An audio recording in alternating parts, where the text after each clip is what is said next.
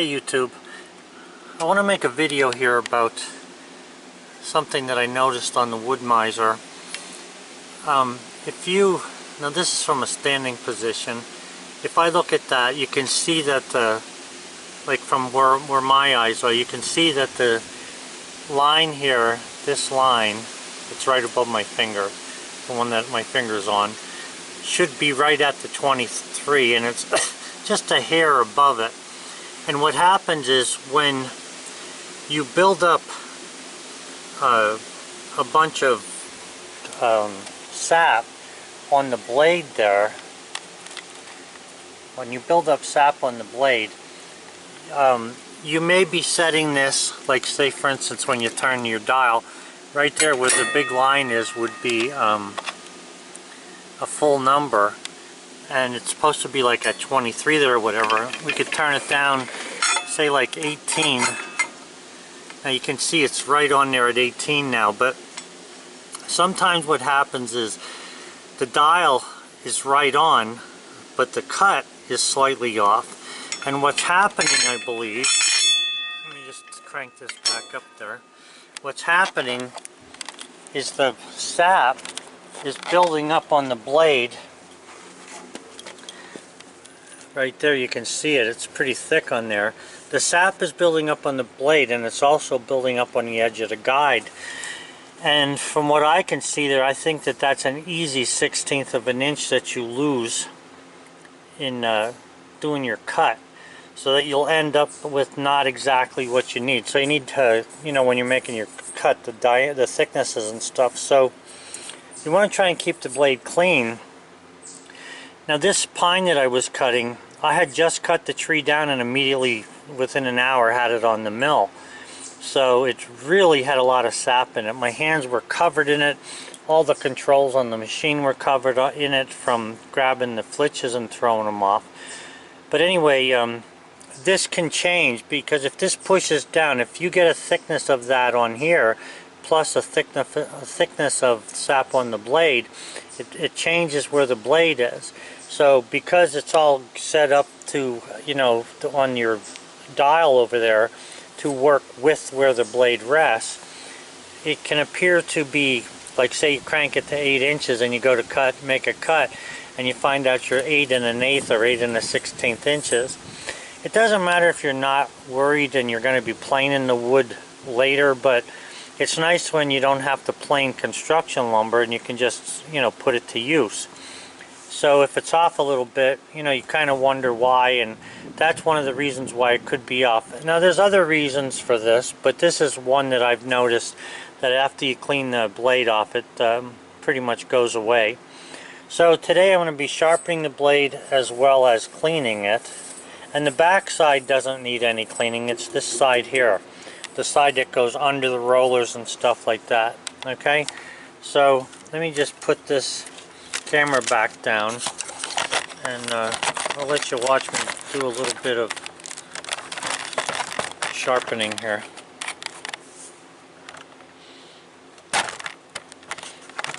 Let's see here.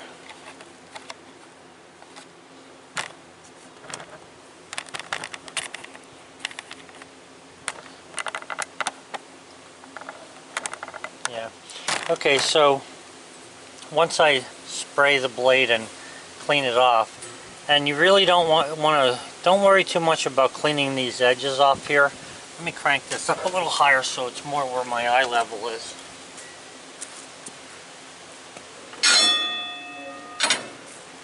I'm sitting on a stool while I'm doing this, and I like when I can look directly at the blade pretty much. Alright, so I'm using a tri-sided file, and I have a little file card here, and all I do is clean this off. I actually rub it on my pants, don't tell my wife.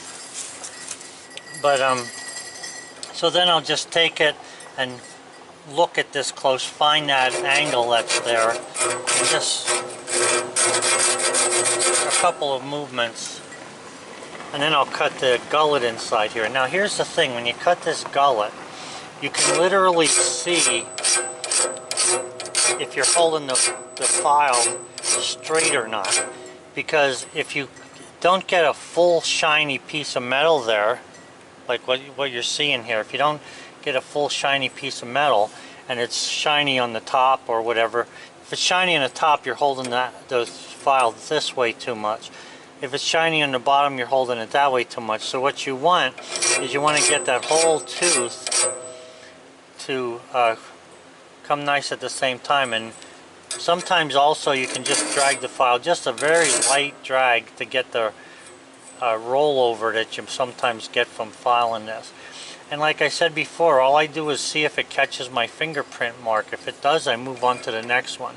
And it doesn't matter whether you go up or down. You know, the file cuts on a forward motion. So you want to just make sure you're getting a nice cut there, and that you don't see any light between the angle of the tooth, which I believe is 10 degrees there. So then I just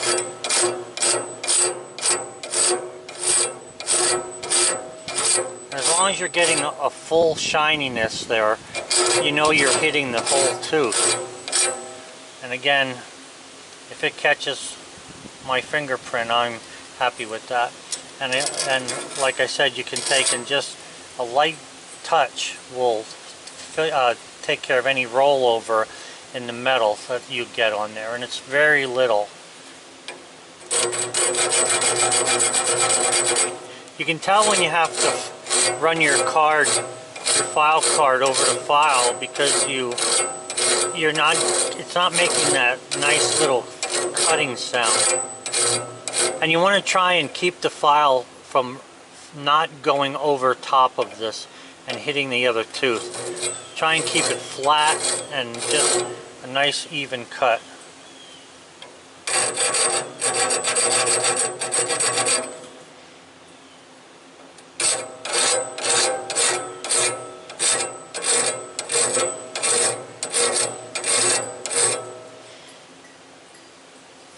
It doesn't take much.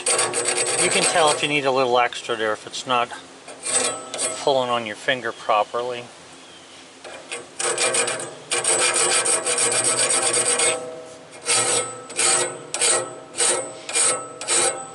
Now, because the reason I don't clean the edge of the tooth off in here is so that I can see that shiny metal when I go to cut it with the file. Because that metal gets cleaned when you run the file over it. But if you don't run the file over it, or if you don't clean it, when you go to run the file over it, you can see where you were. If you clean it, sometimes you can't see where you're cutting.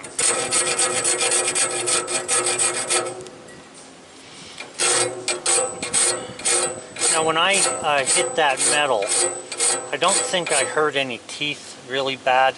It just, you know, it only takes a second or so in order to hit a whole bunch of teeth. And I noticed that the saw wasn't, when I hit a couple of knots after I cut all the shingles, I noticed that it was sort of pulling down or riding up on some of the knots. So I just want to get this a little bit sharp again.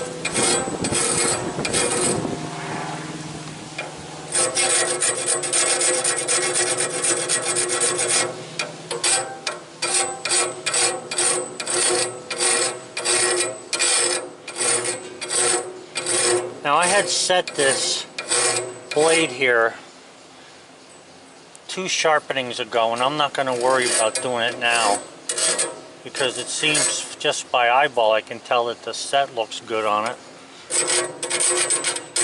Now that doesn't mean I can, you know, tell the difference between 20 and 15 thousandths, but I can see that each one is set in the direction it's supposed to be set in.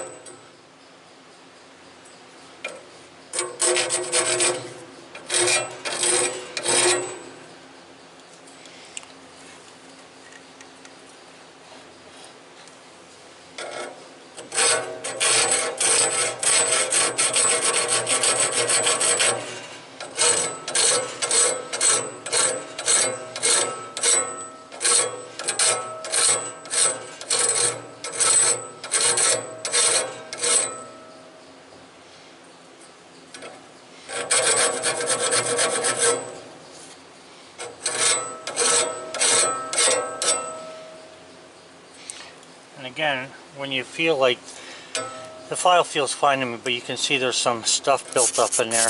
When you get it, the file's not cutting the way it oughta, and it should be cutting pretty good. Just take the card file or the file card rather, clean that off a little bit. Again, I usually wipe it on my pants, but you can wipe it off there. You got to be careful with this kind of paper towel because it fills up the things pretty quickly in the file. So anyway, I'm going to be going all the way around this whole thing like this.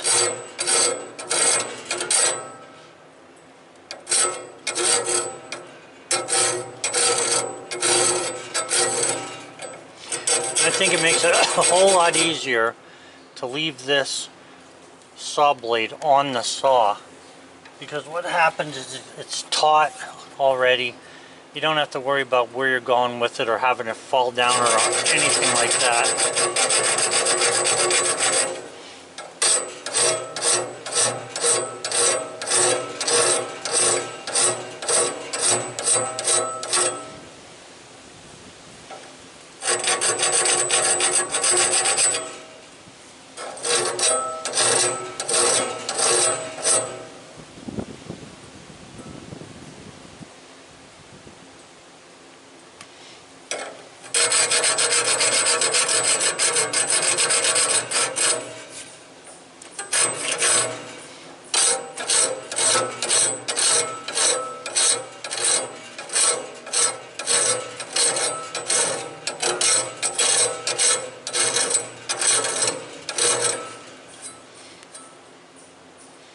And again, I'm not hardly even filing anything. I'm just gently rubbing the gullet on the edge like there, just to get the rollover, any rollover, because your finger can actually pick it up when you're pulling on it. You know, you want to try and avoid that.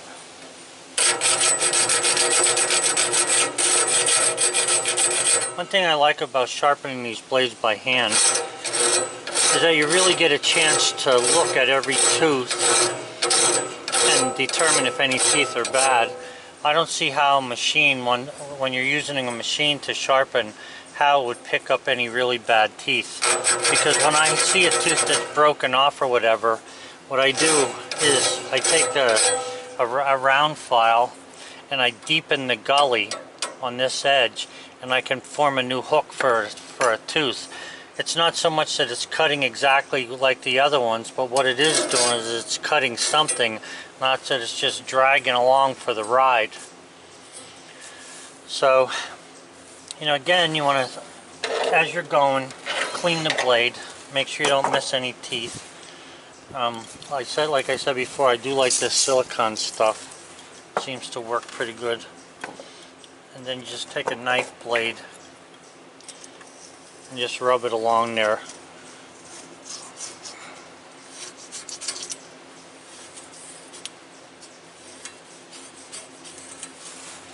And it'll take the sap right off.